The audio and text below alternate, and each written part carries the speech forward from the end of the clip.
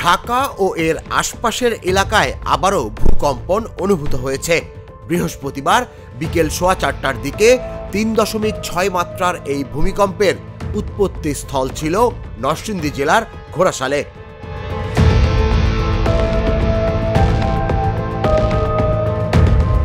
এর আগে গেল 21 নভেম্বর যে ভূমিকম্পটি ঢাকা সহ দেশের বিভিন্ন স্থানে অনুভূত হয়েছিল, সেটিকে গেল 2 দশকের মধ্যে অন্যতম শক্তিশালী হিসেবে চিহ্নিত করেছে যুক্তরাষ্ট্রের কলম্বিয়া বিশ্ববিদ্যালয়ের লেমন ডোহেরটি আর্থ অবজারভেটরি।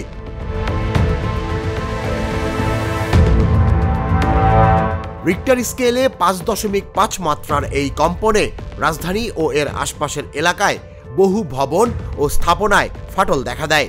ঢাকা সহ 3 জেলায় প্রাণহানি ও শতাধিক মানুষ আহত হন। বিশেষজ্ঞরা বলছেন, ভূমিকম্পের প্রকৃত ঝুঁকি রাজধানী অঞ্চলে আরো গভীরভাবে বিদ্যমান।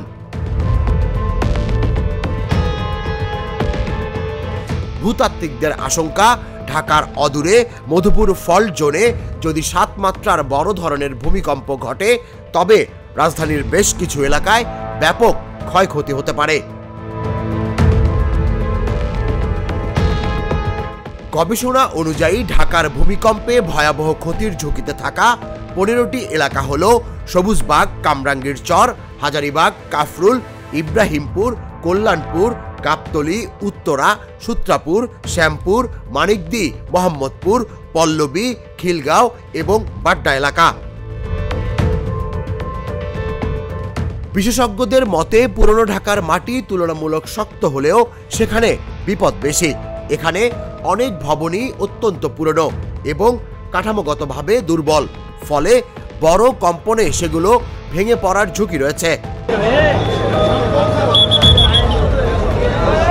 আবহাওয়া অধিদপ্তরের ভূমিকম্প পর্যবেক্ষণ কেন্দ্রের দায়িত্বপ্রাপ্ত কর্মকর্তা রুবায়েত কবির জানান, ঢাকার নিচে বড় ফল্ট লাইন না থাকলেও মধুপুর ফল্ট যে কোনো সময় শক্তিশালী ভূমিকম্প সৃষ্টি করতে পারে। তার মতে, বিপর্যয় সবচেয়ে ভয়াবহ হতে পারে নতুন ভরাট করা এলাকাগুলোতে। বাংলাদেশ পরিবেশ আন্দোলন বাপার সাধারণ সম্পাদক শরীফ জামিল বলেন, সম্ভাব্য বড় ধস ও ক্ষতির পেছনে প্রকৃতির চেয়ে মানুষের অনিয়ন্ত্রিত নির্মাণই বড় দায় হয়ে দেখা দেবে।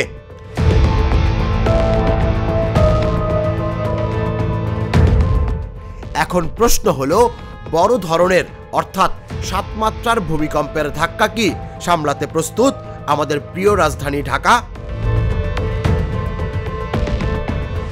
তুষার ইসলাম, জাগো নিউজ।